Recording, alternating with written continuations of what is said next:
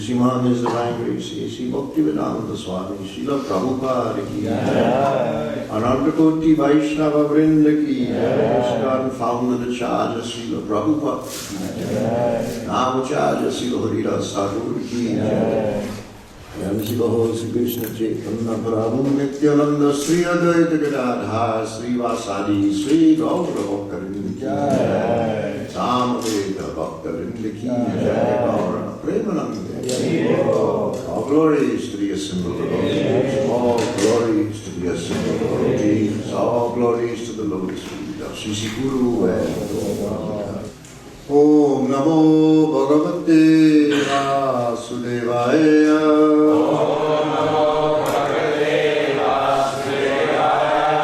Om Namo Bhagavate Vasudevaya.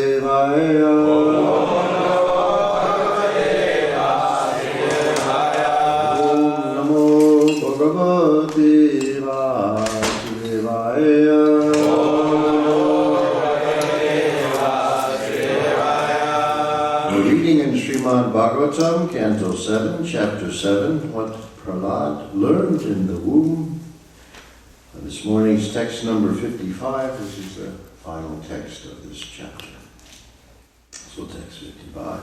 Etavani Valokesmin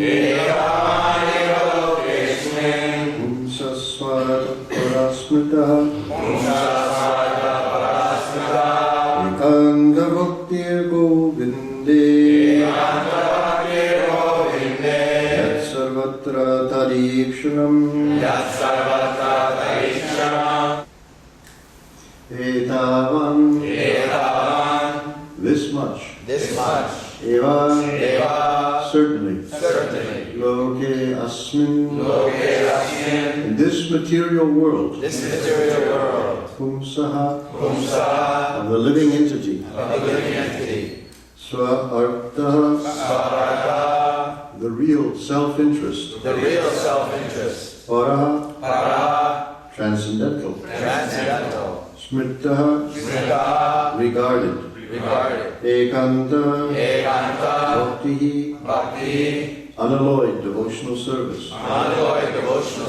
govinde to Govinda yat which sarvatra everywhere tat ikshanam seeing the relationship with Govinda Krishna. Translation: in this material world, to render service to the lotus feet of Govinda, the cause of all causes, and to see him everywhere is the only goal of life. This much alone is the ultimate goal of human life, as explained by all the revealed scriptures. Srila Prabhupada's purport.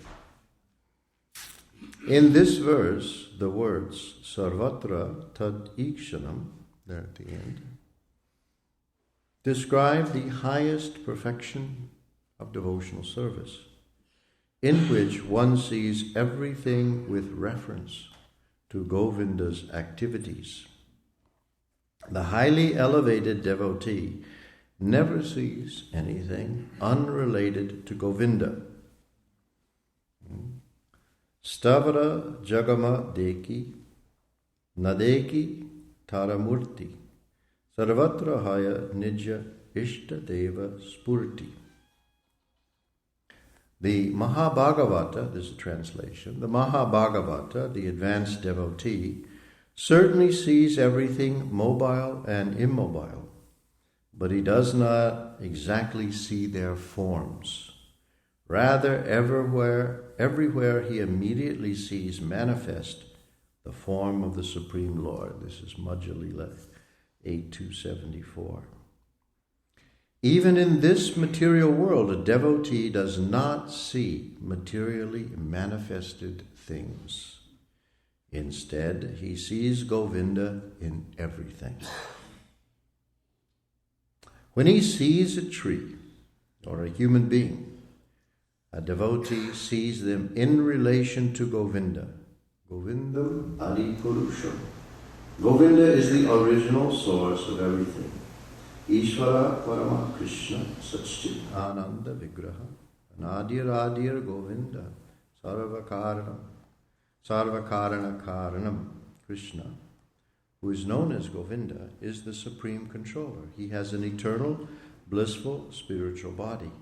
He is the origin of all. He has no other origin, for he is the supreme cause of all causes. Brahmasamhita 5.1. The test of a perfect devotee is that he sees Govinda everywhere in this universe, even in every atomic particle. Andantasta paramanu chayantarastam. This is the perfect vision of a devotee. It is therefore said, Narayana Mayam Dira. Those of you who are following in the books, there's a Sanskrit mistake here. I actually couldn't make sense of this verse, and I consulted with Dvijamani, my Sanskrit advisor. So here it says Narayanam Ayam, but it should be Narayana Mayam. The hyphen goes there. As you'll see, it's a parallel with other things in the verse.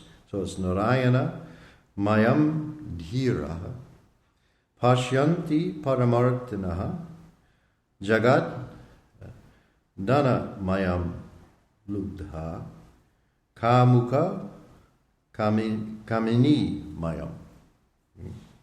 A devotee sees everyone and everything in relationship with Narayan. Narayana Mayam. Again, the Sanskrit's divided wrong here. It's Narayana Mayam. Narayana Mayam means, Mayam, the suffix Mayam means filled with, composed of, made of Narayan. Narayana Mayam. Everything is an expansion of Narayana's energy. Just as, and this is the verse, just as those who are greedy see everything as a source of money-making, and those who are lusty see everything as being conducive to sex, the most perfect devotee, Prahlad Maharaj, saw Narayana even within a stone column.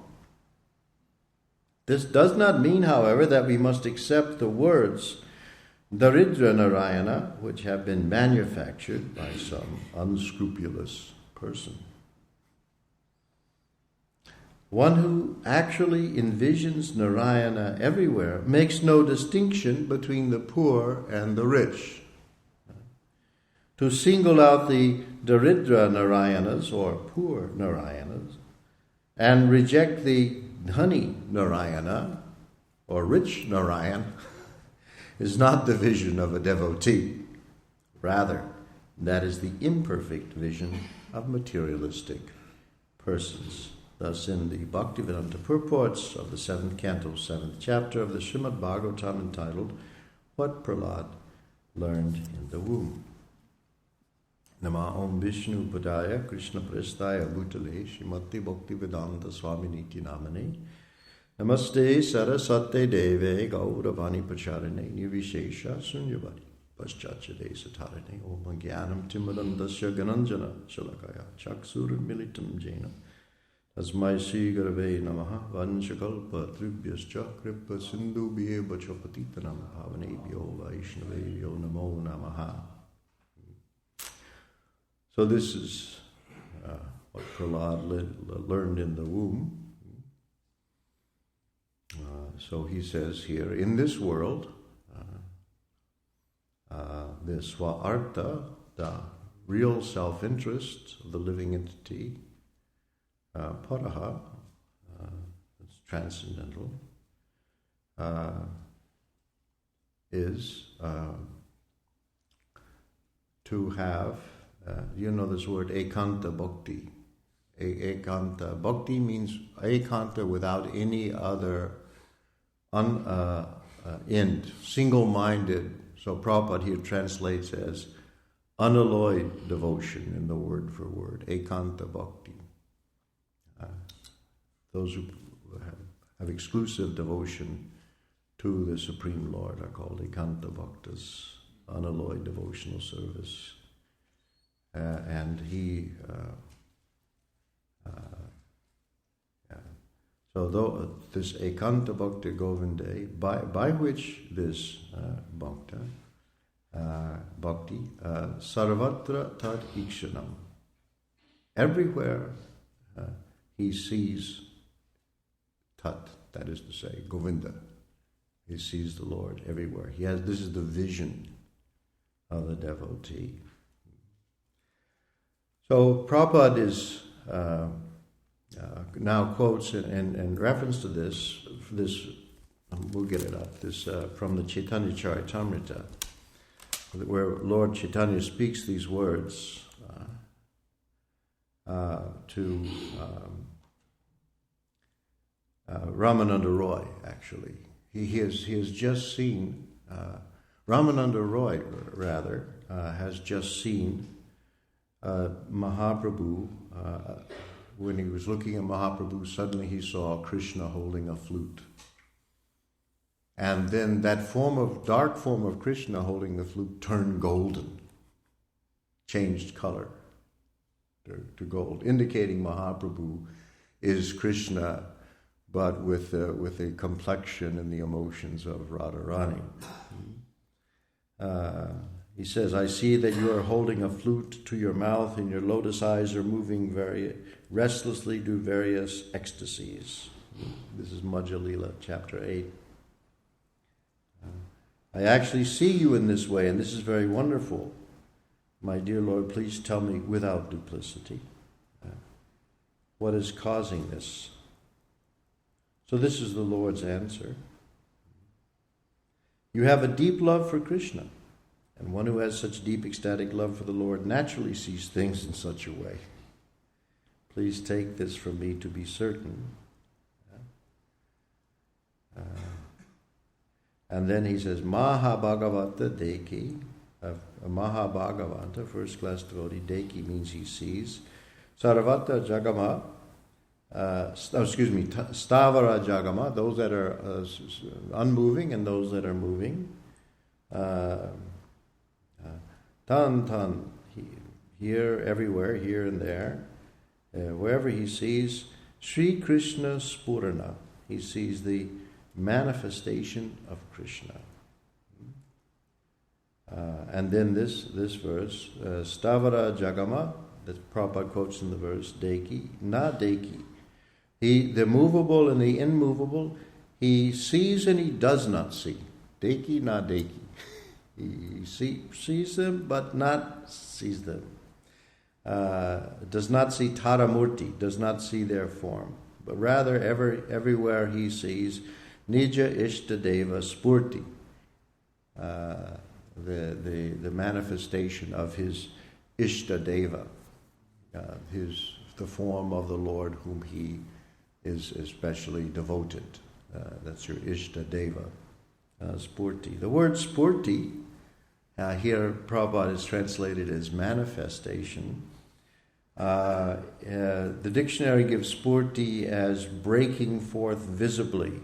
Like if the sun suddenly comes out from behind the clouds, that's a Spurti. A sudden manifestation, a sudden appearance or display, or a revelation. Some Bhaktivinoda Thakur says it's a mystic revelation. So this is the Spurti. He sees everywhere the manifestation of the Lord.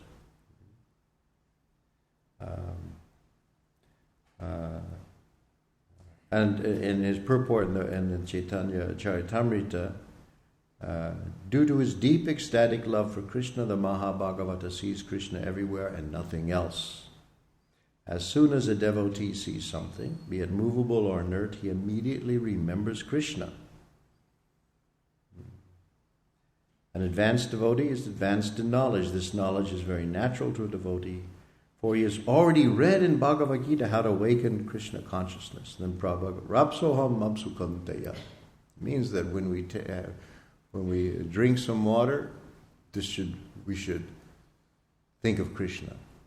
As Prabhupada said, thank you, Krishna, for satisfying my thirst. And when you see the sun and the moon, you should think of Krishna. One time Prabhupada was asked, have you seen Krishna? And Prabhupada said, yes, and so have you. Have you seen the sun? Have you seen the moon? We have seen, but we have not recognized. So this seeing and seeing things materially means seeing them in the form as seeing them as Maya. Maya means that which is not. And what is not? Something exists separately from Krishna. That's what makes it Maya. Something exists separately from Krishna. So that means when we see a world where things are separate from Krishna, we are seeing Maya. We don't see the real world. Prabhupada is quoted here, Sarva Karana Karanam, that Krishna is the absolute truth. That is to say, is the ultimate source of all energies. And if we see things, if we separate Krishna from Krishna's energies, there are various ways of doing this. We are in Maya. There's the materialists who want to say they're just energies and no Krishna. Another separation are the Mayavadis who say the absolute truth has no energies. That is really the Mayavad philosophy. Strictly speaking, this is what Shankaracharya says. Prabhupada makes this very clear in his explaining how Lord Chaitanya addressed the sannyasis at Varanasi and spoke Vedanta to them. That this is actually what Shankaracharya teaches, that the absolute truth has no energies. Shankaracharya denies it. Now the modern Mayavadis kind of soft-pedal this because it is really heavy. That's the idea that this is mithya. Mithya means it has no relationship to the Supreme Lord. Of course, they end up being kind of, it's all one. So while you're in Maya, then okay, everything is God. I can use everything to symbolize God or represent God. So if I stick my girlfriend on the altar and worship her, yeah, he's God. Everything's God too, you know.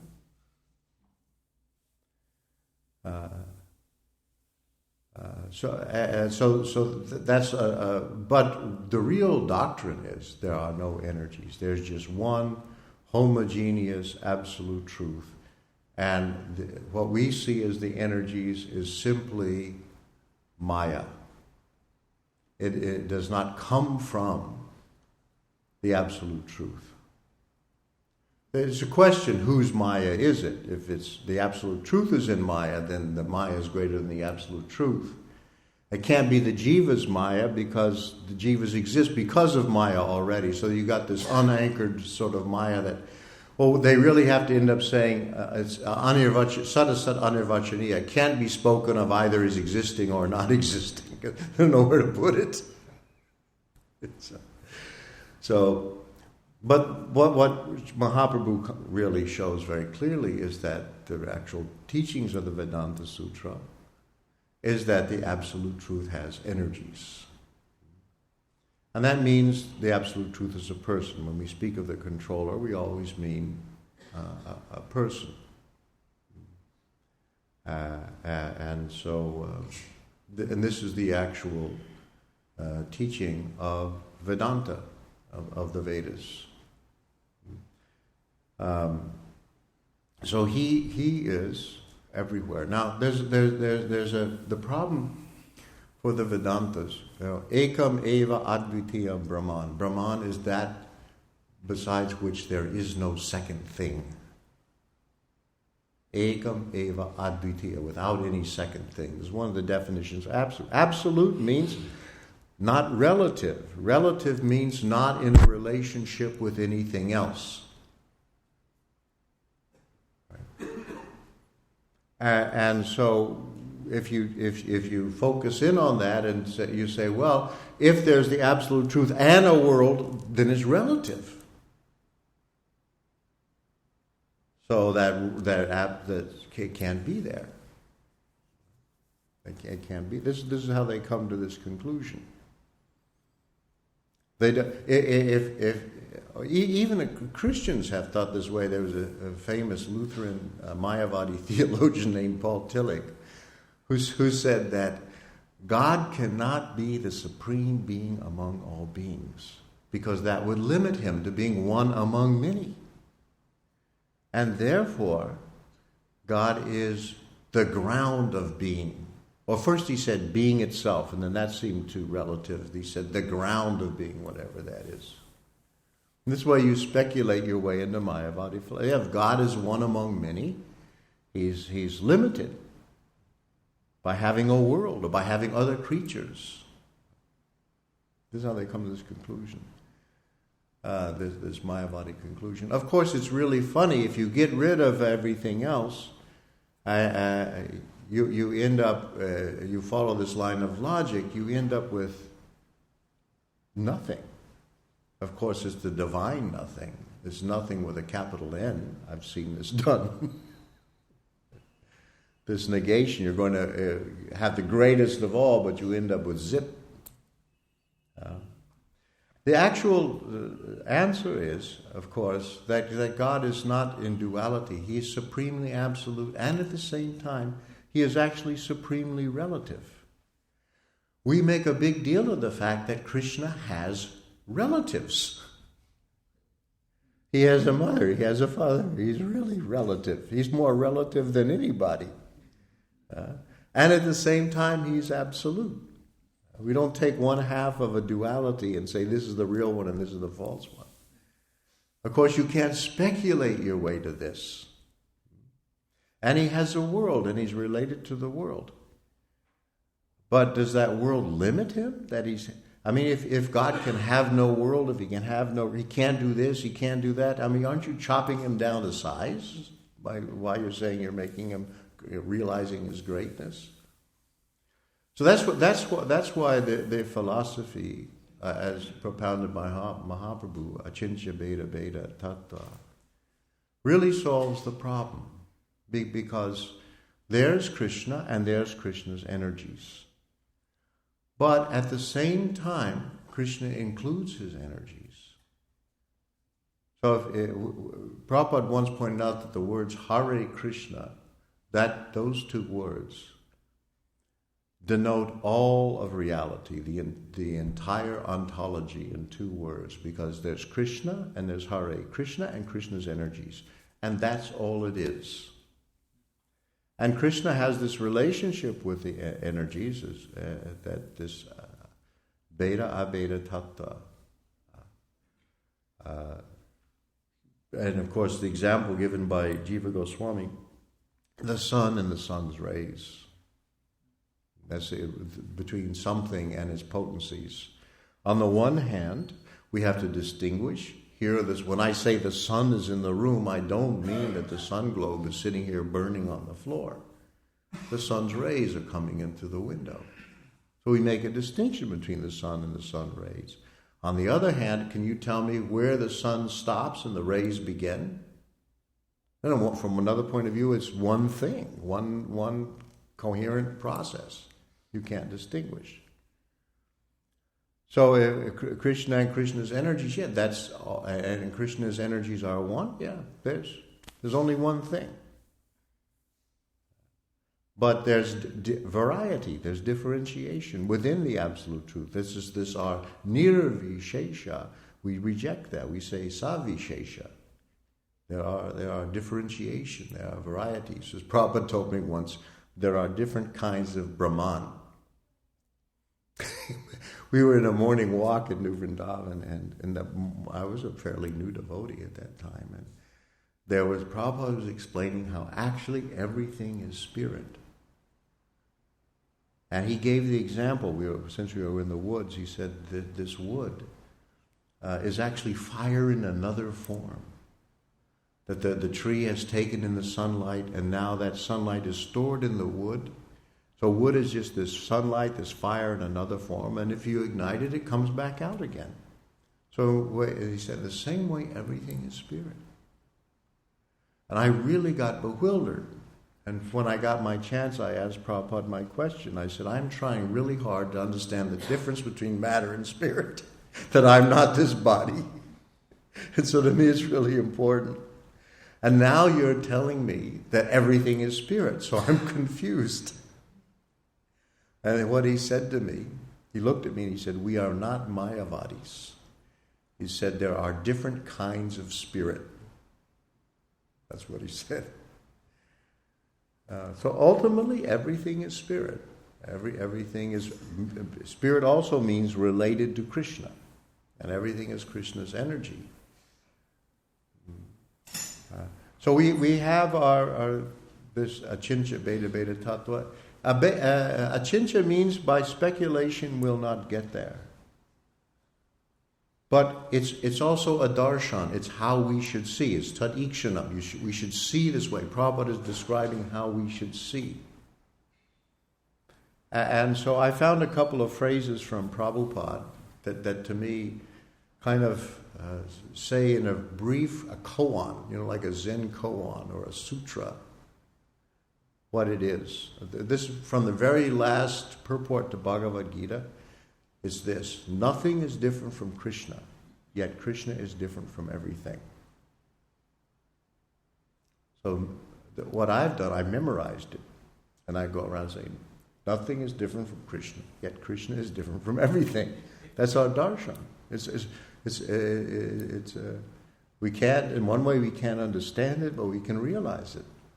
Or again, he says in Chaitanya Charitamrita, there is nothing but Sri Krishna, yet nothing is Sri Krishna save and except his own primeval personality.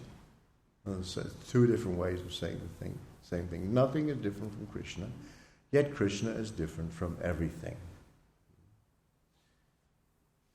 So we should have this vision. One time in the early days of the movement, I would go around. We had selling spiritual sky incense to help maintain the temple, and we had a lot of accounts in the hippie district, in what were the head shops. These little stores that sold drug paraphernalia and a few other things. They had, of course, incense was big because it masked the smell of marijuana, and so most of our accounts came from places like that, the head shops. Really, the head shops were just for laundering drug money, the truth be known. Although I didn't know that at the time. Anyway, so I was going to one of our clients to give them some more incense, and they had drug paraphernalia, and they had a few little things. They had a cooler, and they said, "Would you like some ice cream?" And in those days, I said, "No, I wouldn't eat anything that wasn't offered. We were really strict." No, I said, "No." And they said, "What? Ice cream's God too."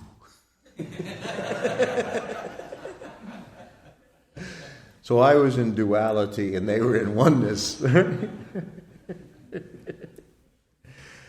But in a sense in which ice cream is God too. But if I'm going to, is it my job to enjoy God? Am I the enjoyer of God? So somewhere Prabhupada said that people want this pantheistic vision. Pantheism means nature is God. And this was a philosophy that rose in the West, Spinoza, Deus sive natura, God or nature. And it became very big in the 19th century. The whole everything is divine. So Prabhupada said poets like Romantic poets were really into this kind of pantheism. So Prabhupada said people want this pantheistic vision. They want to see God everywhere, everything in God. And then he said, but they do not know if you want to see God everywhere, you have to utilize everything in God's service. And that's a really important point. Because everything is connected with God. But when I am engaging everything in my service with the mood of the enjoyer, I am separating it from God. I'm separating myself from God. In the acts of sense gratification, there's really two. There's me and the sense object. And if there's a God, he's off in the distance somewhere, making it all happen. He's my servant too. So to see the world through the eyes of material desire is to see Maya, is to see Krishna not everywhere, because it's mine.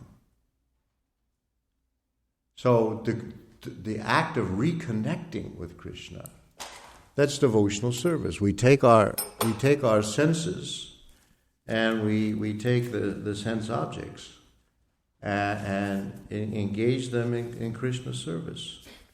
And therefore they're reconnected.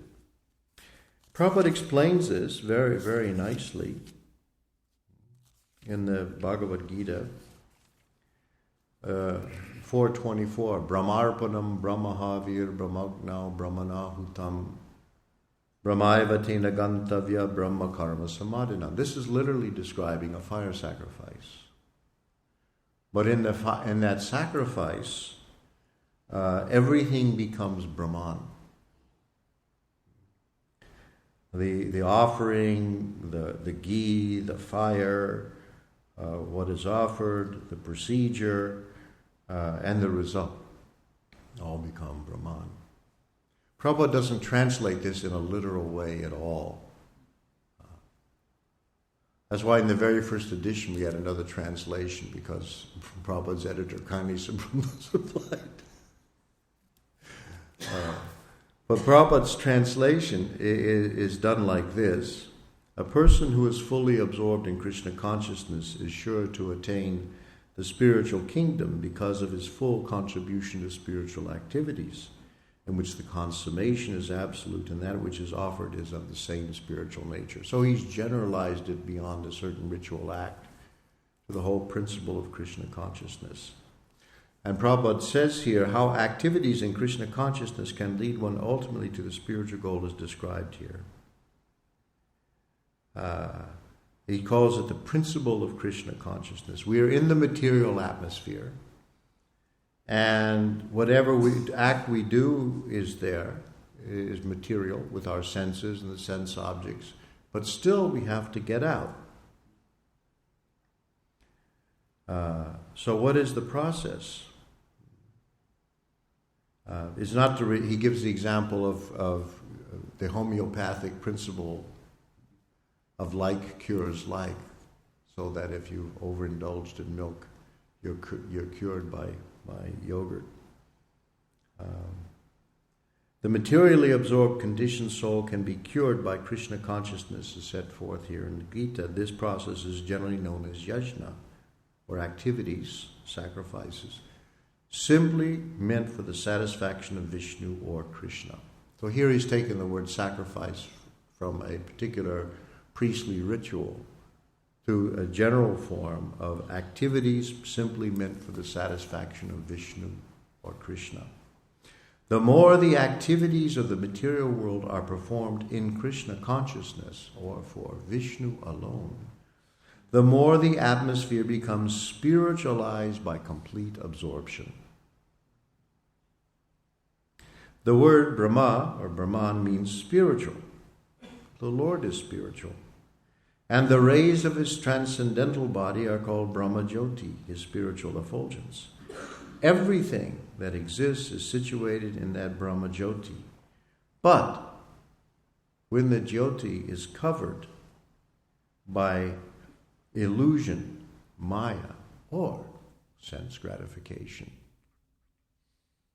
it is called material. So sense gratification is the act of converting spirit to matter. That's what it's saying here. Maya, illusion, or sense gratification. The material veil can be removed at once by Krishna consciousness. And now he gives a translation of the verse again. The offering for the sake of Krishna consciousness, the consuming agent of such an offering or contribution, the process of consumption, the contributor, and the result are all combined together, Brahman, or the absolute truth. And then he recapitulates, the absolute truth covered by Maya is called matter. Matter, dovetailed for the cause of the absolute truth, regains its spiritual quality. Krishna consciousness is the process of converting the illusory consciousness into Brahman, or the Supreme. When the mind is fully absorbed in Krishna consciousness, it is said to be in samadhi or trance. Anything done in such transcendental consciousness is called yajna, or sacrifice for the absolute. And again he translates the verse.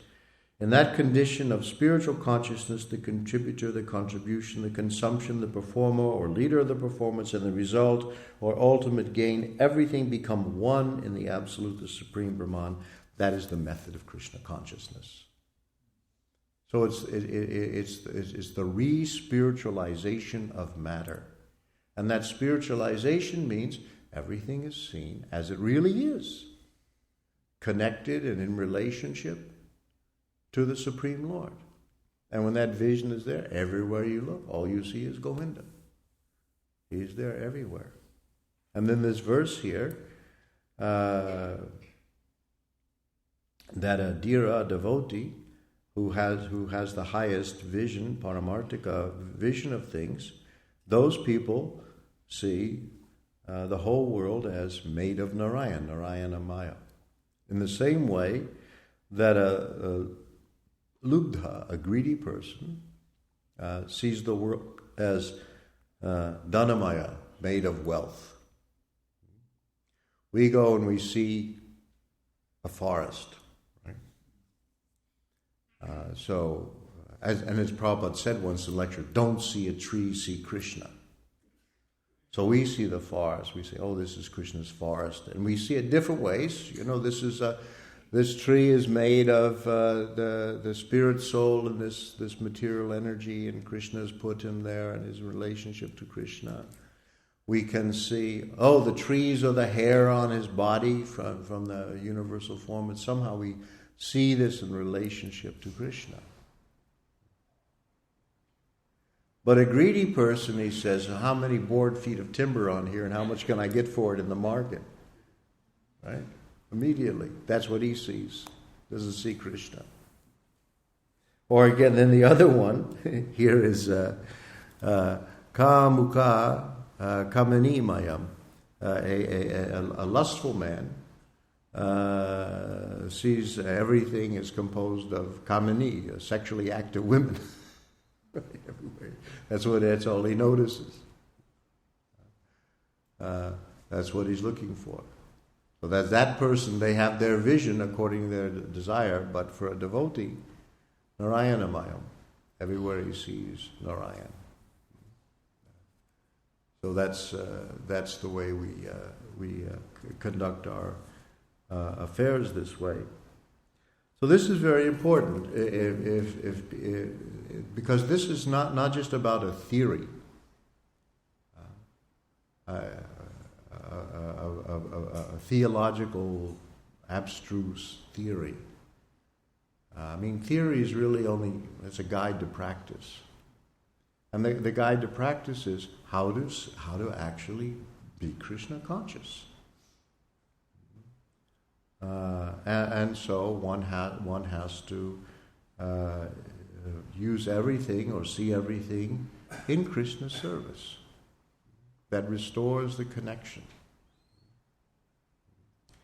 So the Maya or illusion or the material world, the world that we see through the eyes of sense gratification, is not the real world.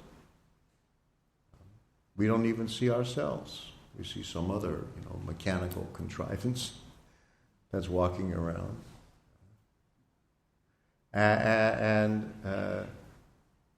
When Atasi Krishna Namadi Nabhavet Grayam Indriya, when we look at transcendence through the eyes that have been conditioned or modified by sense gratification, we draw a blank. Our materially contaminated senses, they cannot, including the mind, they cannot reach the absolute truth.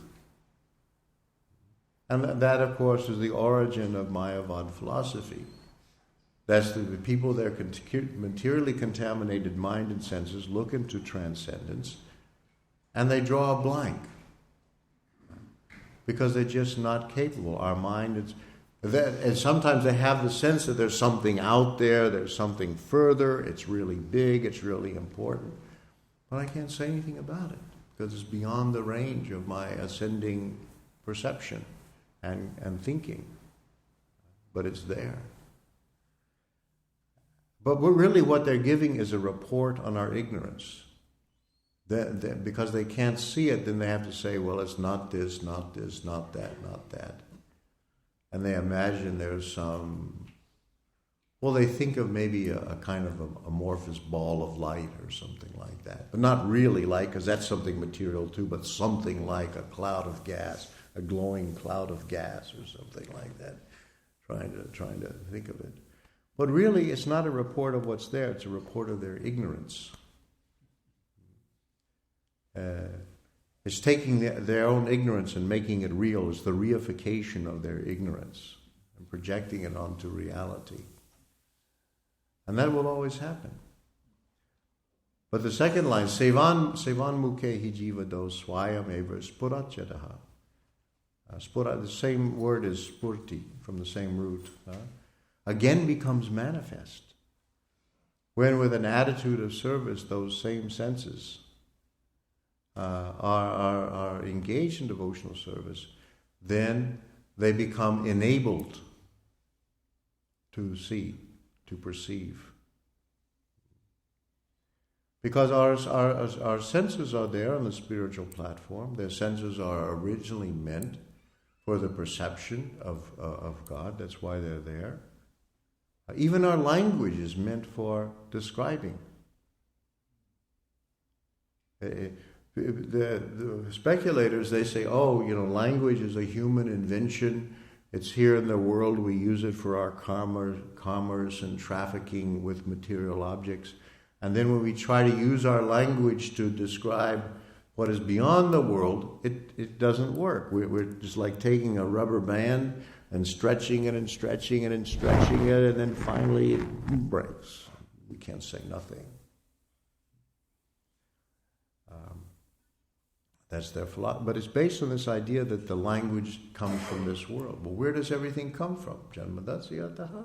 It comes from Krishna. So it can't be as such incompetent, but the original function of language is to describe the Supreme Lord. And the original function of our senses are to perceive and to serve the Lord. But now we've put them to sinister purposes in the material world. We're engaging them in this acts of sense gratification, and we become incompetent. We're disabled. We're spiritually disabled people. We're deaf, dumb, blind. We can't see God, hear God, taste God, anything. But when the senses are connected with Krishna in devotional service, then again it becomes his name, form, qualities, pastimes become manifest. And so the devotee sees Krishna everywhere. It's a mystery because here, even in the material world, one sees everything in relationship to Krishna. Doesn't exactly see their forms, but at the same time he knows that the tree, Prabhupada said, don't see a tree, see Krishna, but it doesn't mean that the tree is God. But you see in relationship to Krishna, everything. And the vision of Krishna is so strong, that's the really overwhelming thing. Krishna, a materialist Krishna is invisible. As we become Krishna conscious, more Krishna conscious, he starts to come out of the background and become more and more into the foreground until finally he's really there in the front. And everything else is sort of in the background and seen in relationship to Krishna, his different material and spiritual energies all working together. And then at that place, here you're in the material world, it is what it is. We see, Prabhupada said, it's made for suffering. But a devotee who has this vision, Vishva Purna Sukhayate, Prabodhananda says, the whole universe appears full of happiness because they're seeing Krishna. Sure, there's some misery there, but what do we have to do for those people? Wait, hey, look, wake up. Just open your eyes. See, there he is. It's all right. No problem. We try to do that too.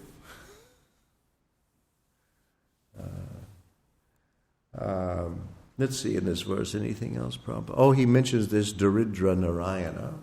This is, he says, a manufactured by some unscrupulous person. Prabhupada, at least in writing, would not name names. But it's a famous sannyasi in the Ramakrishna mission, came to the West in 1893 and so on. So they concocted this Daridra Narayan on the basis of, I think, trying to compete with Christian charitable activities. These are all people who officially say their philosophy is Mayavad philosophy, and therefore the whole world is totally devalued, down to nothing, less than nothing. It's just not there. And then all of a sudden they're doing charitable work because they want to and want to be known as or compete with the charitable work of Baptist missionaries and other people who are saying, Hinduism doesn't care anything about the poor people and so on. And so when now he had to take this good karma and try to make it part of their transcendental system, because it's actually a karma kanda activity. It doesn't mean it's evil, but it needs to go on. But it's not. It's not that we object to helping poor people or opening hospitals and all those things. It's that if we have the highest solution, the ultimate solution to people's material unhappiness, and so few people, all kinds of people are opening hospitals. Bill Gates is doing more for disease than any of us will ever do. Let them do it. But the ultimate solution to the disease of material existence is Krishna consciousness. How many people can give that out? There's just a handful of us. What we don't need, the other stuff is really people are doing. So we should do this. If we're just doing that, then who will be left to give Krishna consciousness? So this is we are also charitable. But Prabhupada called Krishna consciousness the highest welfare work. He said welfare work means to want to relieve your neighbors of their miseries. We certainly do. But not in such a way that it'll just go on increasing their miseries. We actually want to free them. But anyway, they wanted to do this welfare work. And so there was this concoction to kind of Hinduize or Vedize this Daridra Narayan. We are serving Narayan in the form of the poor man, the poor person. That was it. And of course behind is the idea that we're all God, you're God, I'm God, everyone's God. And somehow or other this is your pastime, to lie with tuberculosis in the streets of Calcutta. A lot of real glorious pastime, anyway. So he says to single out Daridra Narayan and regret the Dhani Narayan. So when Prabhupada came to the West, he was concerned about the Dhani Narayan. All these rich people are suffering. Who's going to have charity to those people? Bill Gates needs some help. So that's our mission, to really give people see everyone as in relationship to Krishna. Everyone is a servant of Krishna, and everyone, no one will be ultimately fulfilled until they come to that position. As Prahlad, of course, we see later on how much he cares about the people who are chasing Maya Sukha, the illusory happiness. I'm concerned about them, he says to Sringadev. Any comments, questions? Yes, Prabhu. See, basically you have described impersonalists as lusty or desirous to enjoy, and therefore, because they're related in such a way to Krishna's energy, they can't see, they can't have a spiritual vision. However, we find... I described materialists like that. Oh, but you said that or might have misheard it. No, the materialists, they see, there's two ways of seeing things separate from Krishna. Materials, one way is Krishna's out of the way and, everything is here for my enjoyment. The whole world is this banquet set out here for me to just dig in and enjoy. Where's God? Nowhere. The other separation is by the impersonalists. They're absorbed in transcendence. The material world is evil, disgusting, false. There's no happiness, no anything. Completely opposite vision. But still they've disconnected with Krishna. Yeah, I apologize, man. What I understood was that you have described materialists in such a way, but also that Mayavadis are like that too. Therefore, when they look at varieties of Brahman, they see nothing. They see this glowing gas. Yeah, when they want to look at transcendence, they can't see any variety in it. So, in several places, Srila Prabhupada describes, like for example in the 15th Bhagavatam, Prabhupada gives them credit. He says that he calls them transcendentalists. Yeah, they are. Yeah, they have realized. They have realized that the material world, as they see it, the world of Maya, there's no happiness, and that the only happiness is by renouncing all attempts to enjoy the world and try for transcendence. So here's the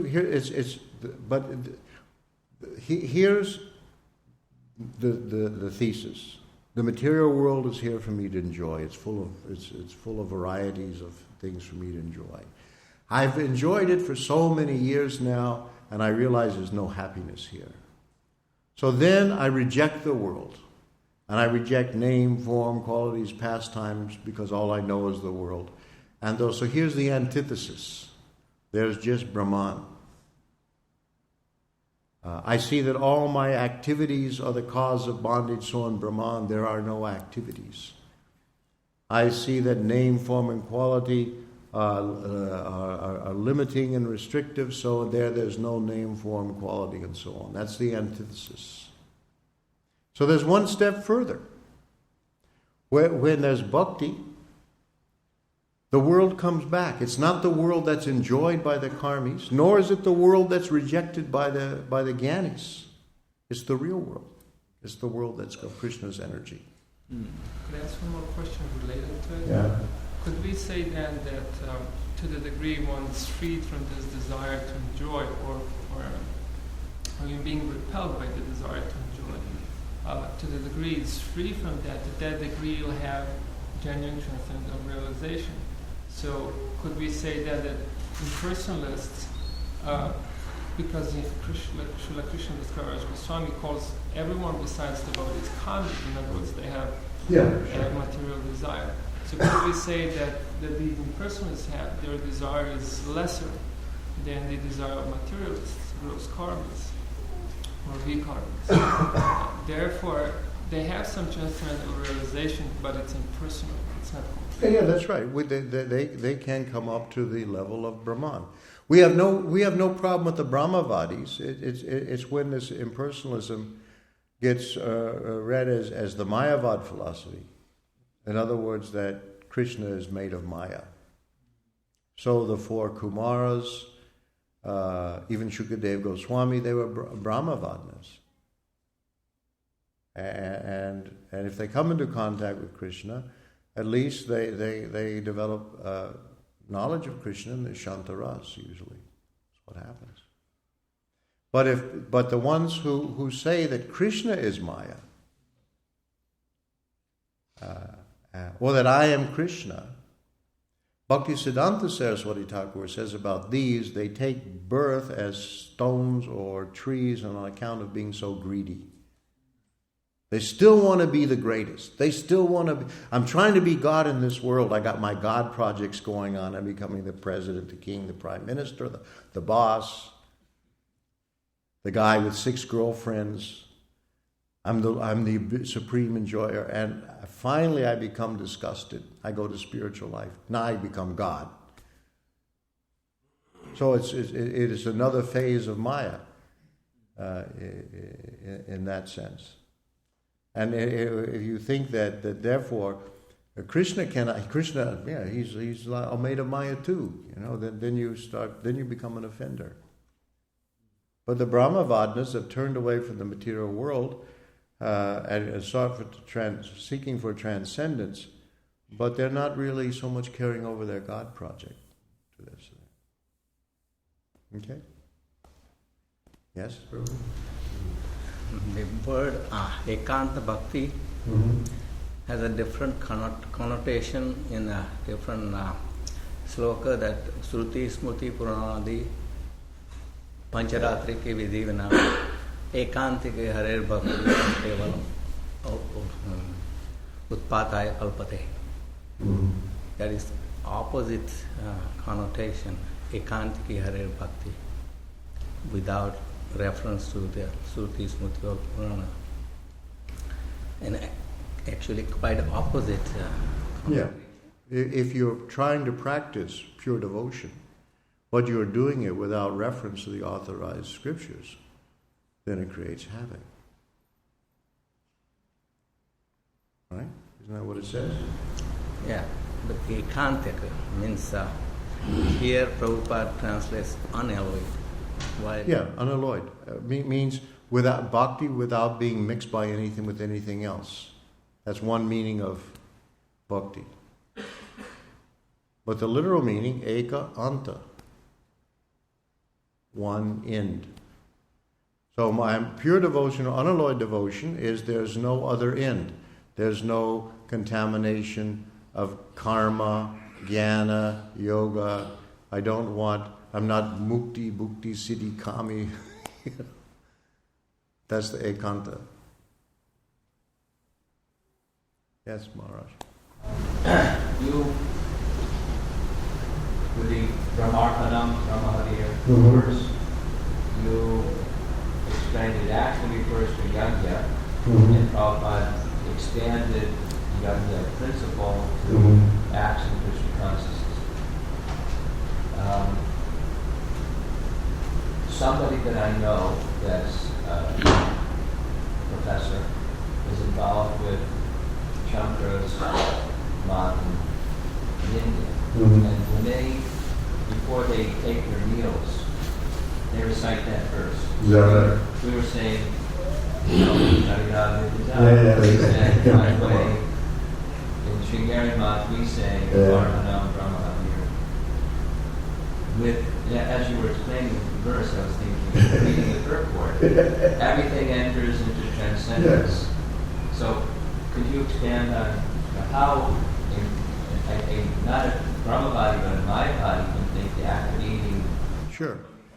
Because I am God, and when I eat, I'm doing devotional service. When it says to give everything to Krishna, if I put it in my pocket, I've given it to Krishna.